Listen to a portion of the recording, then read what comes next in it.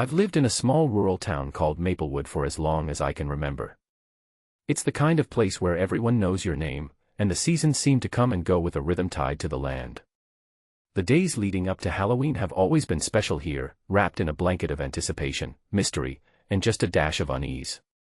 My name's Emma, a high school junior with a fascination for the stories that swirl around our town, especially the ghost stories and legends that older folks whisper on chilly October evenings. Maplewood's Halloween festival is something of a local legend itself. Every year, the whole town gathers downtown, where the streets are lined with orange and black banners, flickering lanterns, and all kinds of spooky decorations. The air fills with the scent of caramel apples and pumpkin spice, and you can hear laughter mixed with the occasional eerie soundtracks playing from hidden speakers. It's a tradition that dates back over 50 years, ever since the old carnival that used to visit the outskirts of town mysteriously shut down. The carnival was once the highlight of our Halloween celebrations, but after a tragic accident that claimed a child performer, it closed for good. Since then, the festival has taken on a different kind of energy, less about fun rides and more about honoring the past, with haunted hayrides, costume contests, and storytelling sessions around bonfires. This year, as October rolled in, I found myself more drawn than ever to the stories behind the festival. The town library had a small collection of newspaper clippings and faded photographs about the carnival's heyday.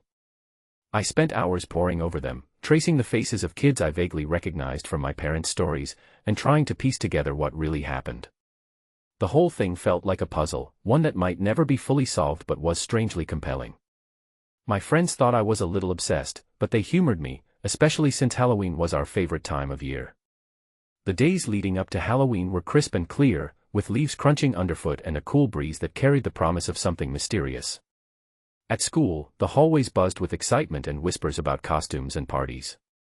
Our history teacher, Mr. Jenkins, even dedicated a class to the carnival, sharing what little he knew about the tragedy and encouraging us to respect the stories passed down by previous generations. It was the kind of lesson that stuck with me, the kind that made you look at your town a little differently. One chilly afternoon, I met up with my friends, Lily, Mark, and Jason, at the old diner on Main Street.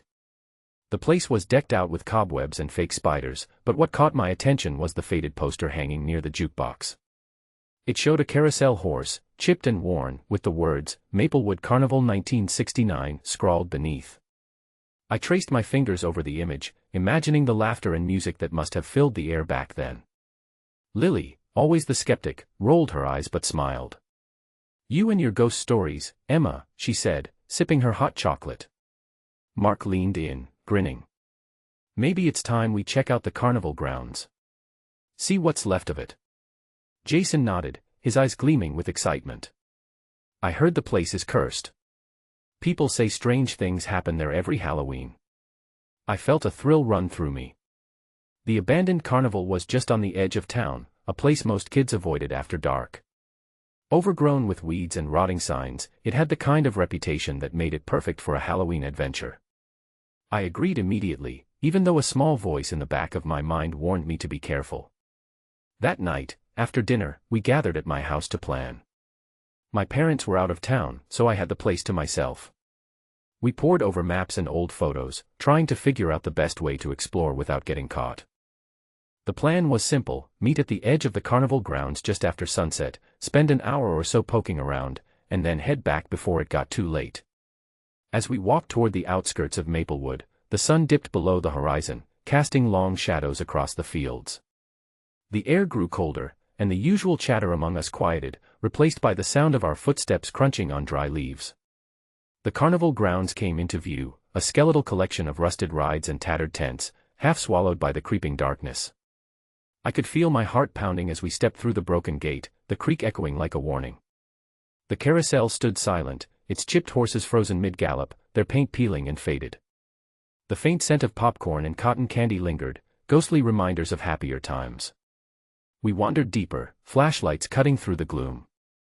Shadows danced just beyond the beam, and every creak or rustle made us jump. At one point, Lily swore she saw a flicker of movement near the Ferris wheel, but when we shone our lights there, nothing was there. Jason joked about ghosts, but even he looked uneasy. The stories we'd heard, the whispers about a child performer who vanished during the last carnival night, felt more real than ever. I found myself drawn to the old carousel, mesmerized by its faded beauty and the sadness that seemed to hang in the air. I imagined the child performer, spinning around on one of those horses, laughter echoing through the night before tragedy struck. As we explored, the atmosphere thickened. The wind picked up, carrying soft, indistinct whispers that sent chills down my spine. It was as if the carnival itself was alive, watching us, waiting. We didn't talk much, each of us lost in our own thoughts and unease. When it was time to leave, none of us wanted to be the first to break the silence. The walk back to town felt longer, the shadows deeper, and the night colder. But there was something about that night, something unspoken, that stayed with me, the sense that the past wasn't gone, that it lingered in the spaces between the rust and decay. Back at my house, I sat by the window for a long time, staring out at the dark silhouette of the carnival grounds. The Halloween festival was just days away, and while the town would fill with laughter and light, I knew there was a story beneath it all, a history waiting to be uncovered. The quiet town of Maplewood was full of secrets, and I was determined to find out what they were. The day of Halloween finally arrived, and with it came a buzzing energy that seemed to pulse through Maplewood. The streets were alive with costumes and laughter, but my mind was elsewhere, still tangled in the shadows of the abandoned carnival grounds. My friends and I had agreed to meet after the festival's main events to explore the place once more, this time daring to push a little deeper into the forgotten corners. That evening, as the sun dipped beneath the horizon, I found myself walking toward the carnival edges again, the familiar crunch of leaves underfoot mixing with distant sounds of celebration. The festival was in full swing downtown, lights twinkling and music carrying through the crisp autumn air, but my feet carried me away from the warmth and noise, toward the cold, decaying remnants of the carnival. I met Lily, Mark, and Jason at the old gate. Their faces were lit by the glow of flashlights and the excitement of what we were about to do. The air was thick with a mix of fear and curiosity, a perfect storm for an adventure that felt more like stepping into a storybook haunted by real ghosts. We slipped through the gate quietly, the rusty hinges groaning under our careful push. The carnival grounds stretched before us, a graveyard of twisted metal and torn canvas, swallowed by darkness and the creeping fingers of night. The carousel horse caught my eye first, its chipped paint gleaming faintly under the flashlight beams. It stood there as if frozen in time, a monument to a past that refused to let go. As we moved forward, the shadows seemed to shift and flicker at the edges of our vision. The wind whispered through broken tents, carrying faint echoes that sounded almost like voices. I tried to shake off the unease settling in my chest, telling myself it was just the wind, the imagination running wild in the dark. Suddenly, Lily stopped, holding up a hand. "Did you guys hear that?" she whispered. We paused, straining to listen. There it was again, a soft, eerie whisper, almost like someone calling a name. The sound seemed to come from near the old carousel. Mark swallowed hard, his usual bravado fading into something more cautious.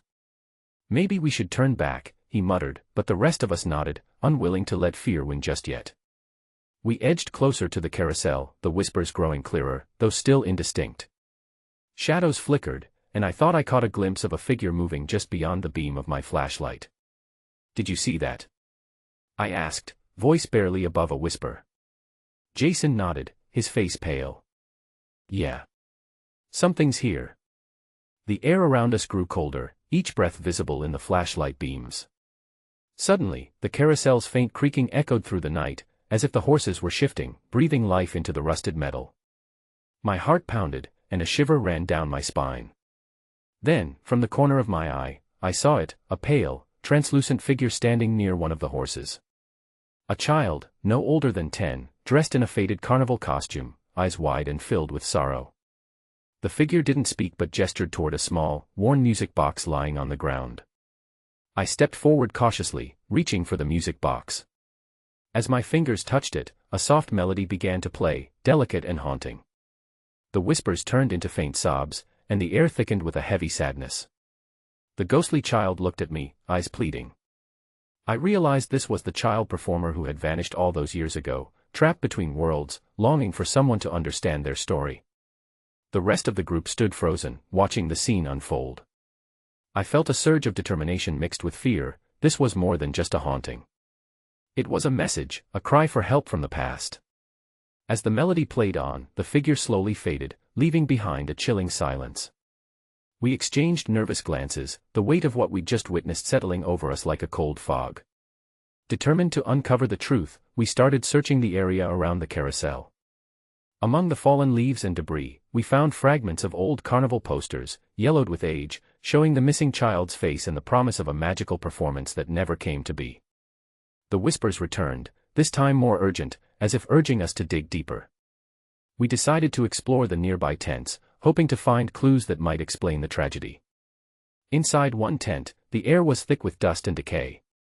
Old costumes hung from broken racks, and faded photographs littered the ground. Among them was a letter, its ink smudged but still legible. It spoke of jealousy and rivalry among performers, hinting at sabotage that led to the accident. A chill ran through me as I read the words aloud. The carnival's closure, the child's disappearance, it wasn't an accident. Someone had wanted to make sure the show never went on. Suddenly, a loud bang echoed through the tent, and we all jumped. Shadows seemed to close in around us, and a cold gust swept through, extinguishing our flashlights. Panic surged as we fumbled to turn them back on. When the lights flickered back, we saw movement outside, a dark figure slipping away into the night. Mark wanted to chase, but I held him back. Whatever was out there wasn't ready to be confronted. We hurried out of the tent, hearts racing, the weight of the night pressing down on us. The carnival grounds felt alive with menace, the past reaching out with grasping fingers. As we made our way back toward the gate, the whispers followed, fading but never truly gone. The night air was thick with unanswered questions and a growing sense of danger. Back in town, the festival's distant lights felt like a fragile shield against the darkness we'd encountered. But I knew the carnival's secrets were far from buried, and the restless spirit we'd seen was just the beginning. That night, lying awake, I couldn't shake the feeling that something was watching, waiting for the right moment to reveal itself. The adventure we'd started had opened a door to something much larger, and far more frightening, than any of us had expected. The restless night after our eerie visit to the carnival grounds left me tangled in thoughts I couldn't shake. The image of the pale child in the faded carnival costume haunted my mind, the sorrow in those ghostly eyes, the silent plea for help. It was clear now that the spirit wanted more than just to be seen. It wanted its story told, its truth uncovered. The next day at school, I found myself distracted in class, the words of Mr. Jenkins about local history barely registering. When the bell finally rang, I grabbed my backpack and headed straight to the library, determined to dig deeper into the carnival's past. The library was quiet, the dusty shelves heavy with old newspapers and town records. I pulled out a box labeled Maplewood Carnival Archives and leafed through brittle clippings and yellowed photographs. Most were faded, but a few caught my eye, pictures of a smiling boy in a colorful costume, surrounded by the carnival's vibrant chaos. The name beneath the photo was Tommy Langley, the child performer who vanished on that fateful night. I found an article detailing the accident, a fire breaking out during the final carnival, chaos erupting as people fled. But something didn't add up. The story was vague, almost dismissive, as if the details had been deliberately obscured. There was a brief mention of an investigation, but no conclusions, no closure. Determined to learn more, I tracked down Mr. Jenkins after class. He sighed when I asked him about Tommy Langley and the carnival's closure, his face clouding with a mix of sadness and reluctance. Tommy's story is one the town doesn't like to talk about, he said quietly. There were rumors, jealousy among performers, a rivalry that might have led to sabotage. But nothing was ever proven. The town just wanted to move on, to forget. His words echoed the letter we'd found in the tent, and a knot tightened in my stomach. The carnival's tragedy wasn't just an accident. It was a wound hidden beneath layers of silence, waiting for someone to peel it back. That evening, I met up with Lily, Mark, and Jason at my house. The room was dimly lit, maps and photos spread across the table. I shared what I'd learned, watching their faces as the pieces fell into place. Jason frowned. So, you're saying someone wanted Tommy gone? And maybe caused the fire? I nodded. It seems like it. And I think Tommy's spirit is stuck because the truth was buried. Lily shivered. This is getting darker than I thought. Mark leaned forward, determination flashing in his eyes. Then we have to help him. Find out what really happened and make sure he's not forgotten. We agreed to return to the carnival grounds the next night, hoping to find more clues and maybe even another sign from Tommy's spirit. The weight of what we were about to do pressed on me, but I felt a strange strength in knowing we weren't alone in this. Night fell again, and the carnival awaited us, shrouded in mist and silence. Our flashlights pierced the darkness as we ventured deeper than before, toward the old carousel where we'd first seen Tommy. As we approached, a soft glow appeared near one of the horses, and the figure of Tommy emerged once more solid than before. This time, he spoke, not in words but through images that flashed in my mind: a rival's jealousy, the sabotage that started the fire, the desperate attempts to save the carnival that ended in tragedy. The visions were overwhelming, but I clung to them, wanting to understand, to give voice to the silent pain. Tommy's eyes met mine, filled with hope and sorrow. He wasn't angry, just longing for justice, for his story to be told. Suddenly, a cold wind swept through the grounds, carrying with it a whisper that grew into a voice. It told of secrets hidden beneath the carnival, of truths buried with the flames and ashes. The spirit urged us to look beneath the old ticket booth, where evidence of the sabotage might still remain. We hurried to the dilapidated booth, flashlights scanning the debris. Beneath a loose floorboard, we found a charred box containing torn documents, letters and plans that implicated a jealous performer who had sabotaged the fire to ruin Tommy's success. The discovery sent a shiver through us. The carnival's dark past was no longer a mystery, it was a story of betrayal and loss that had shaped Maplewood in ways the town refused to acknowledge. As we stood there, the spirit of Tommy smiled softly before fading into the night, his presence less heavy, as if relieved. The carousel's creaking slowed, and the oppressive atmosphere lifted. We knew the journey wasn't over, but this revelation was a step toward peace, a chance to honor a child lost to a secret too long kept. The carnival's ghosts were beginning to find their voice, and we were determined to listen. The night air hung heavy with a mixture of cold mist and the weight of secrets as we gathered once again near the old ticket booth. The discovery of those charred documents had shifted something between us, a new urgency to uncover the full truth behind the carnival's tragedy. The pieces were falling into place, but the picture was far darker than any of us had imagined. As we carefully examined the brittle papers, the letters painted a damning portrait of jealousy and betrayal. They described heated arguments between performers, one rival's obsession with ruining Tommy Langley's rising star, and the calculated sabotage that led to the fire. The evidence was clear, implicating a descendant of one of the carnival workers who still lived in Maplewood, though no one had ever suspected. "This changes everything," Mark said quietly, his eyes scanning the letters. "We're not just dealing with a ghost story anymore. This is real, and it's dangerous." Lily nodded, swallowing hard. "If the town's been covering this up all these years, there might be people who don't want us digging around." Jason frowned. "So we should be careful. Someone could still be watching." I felt a chill, realizing how fragile the line was between uncovering the past and stirring up trouble. The carnival grounds felt alive again, but not in the way we'd hoped. Shadows seemed to lengthen, and the silence pressed in, as if warning us to stop. Determined not to back down, we decided to look for more evidence, especially anything that connected the present to the past. We recalled a rumor about an old cabin near the carnival, where a former employee was said to have lived in exile after the fire. The idea of visiting it made my stomach twist, but we all agreed it was worth the risk.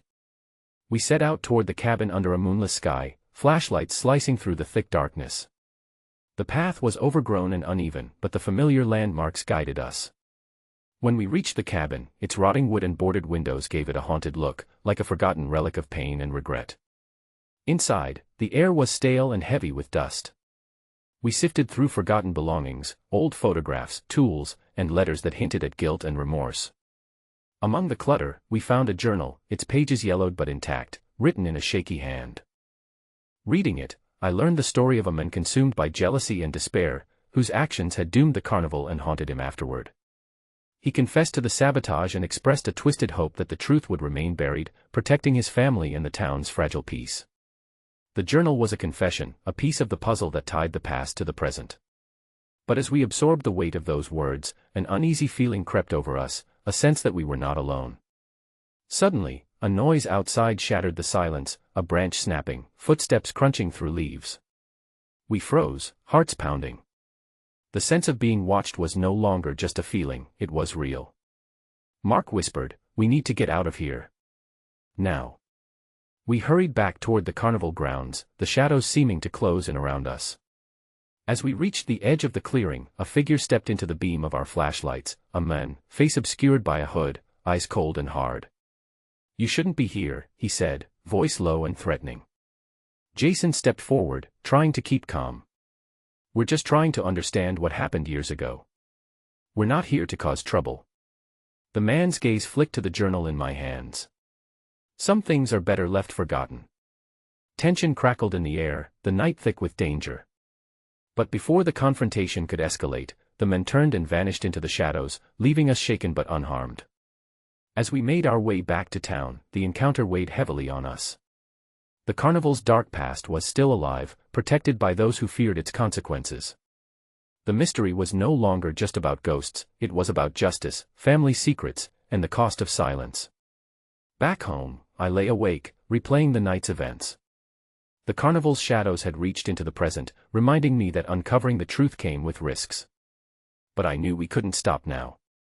The story belonged to Tommy, to the town, and to all of us willing to face the darkness and bring light to the forgotten.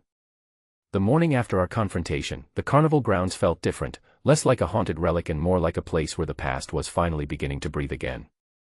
The oppressive weight that had hung over Maplewood for decades seemed to lift just a little, as if the restless spirit of Tommy Langley had found a path toward peace.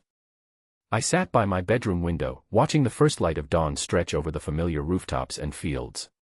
The Halloween festival was winding down, the streets quieter now but still tinged with the magic and mystery that made this time of year special. The town had its secrets, but now, thanks to our efforts, one of those secrets was no longer buried in silence. The discovery of the sabotage, the journal, and the shadowy warnings had changed everything. I realized how powerful stories are, not just the ones told around bonfires or written in books, but the stories hidden beneath the surface of places and people. They shape us, bind us, and sometimes haunt us until they are finally heard. At school, Mr. Jenkins surprised me by dedicating another lesson to the carnival, this time encouraging us to share what we'd learned and to think about the importance of confronting history, even when it's painful. He spoke about memory and justice, about how acknowledging the past is the first step toward healing. My friends and I presented our findings to the class, sharing the story of Tommy Langley and the dark truth behind the carnival's closure. There was a hush as we spoke, a mix of fascination and sadness in the eyes of our classmates. It felt like we were giving a voice to the voiceless, honoring a child who had been forgotten for too long. The town's response was quiet but meaningful. A small memorial for Tommy was proposed near the carnival grounds, a place where people could remember and reflect.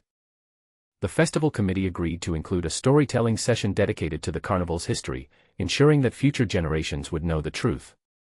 Despite these steps forward, I know the echoes of that night will stay with me. The experience changed how I see Maplewood, not just as a quaint rural town but as a living tapestry of stories, both light and dark, woven together through time. The supernatural had touched my life, yes, but more than that, it had taught me about the power of memory and the courage it takes to face the unknown. Sometimes, when I walk past the carnival grounds now, I feel a gentle presence, like a quiet thank you from a spirit finally at rest. The old carousel creaks softly in the breeze, no longer a symbol of tragedy but of resilience and hope. Halloween in Maplewood will never be the same. The festival's eerie magic endures, but now it carries with it a deeper meaning, a reminder that the past, no matter how shadowed, is a part of us all, and that stories, when told with care and courage, can heal even the oldest wounds.